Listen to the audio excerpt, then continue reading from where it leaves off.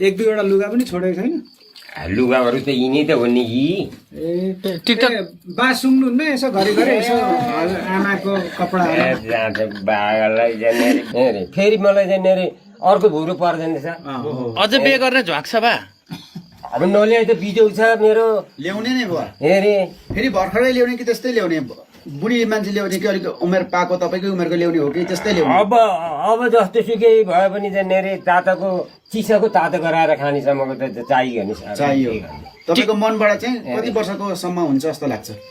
अब कति वर्ष अब खोज्दैखेरिमा चाहिँ नि यति वर्ष उति वर्ष त कुरै भएन। जस्तै अन्दाजी त्यो तिनीहरूको त्यो टिकटकले गर्दाखेरिमा त्यो केटासित जाने अरे फोनले गर्दा केटी उडिया जस्तो मलाई लाग्यो।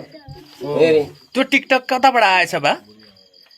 यो हेटबाट आएर भनेर जस्तो मलाई चाहिँ यसो विचार जान्ने देख्छ।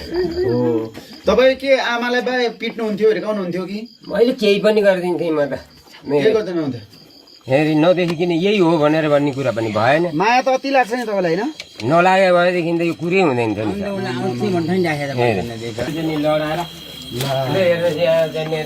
तिनवटा बस्ती छ नि यहाँ। हेरे बाबु यो त आऊ न भैँसीलाई हान्छ। सबै है अब के चाहिँ गर्नु? यस्तो गाईको दुध भैँसीको दुध खुवाउँदै राख्नु भएको रहेछ पोसाएर दिनुहुन्थ्यो दुध।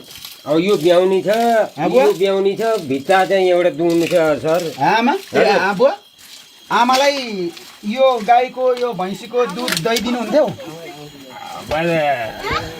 कतिवटा भइसक्यो? दिनुहुन्थ्यो कि दिनुहुन्न थियो? तिनवटा छ हजुर, तिनवटा दिनुहुन्थ्यो कि दिनुहुन्न थियो?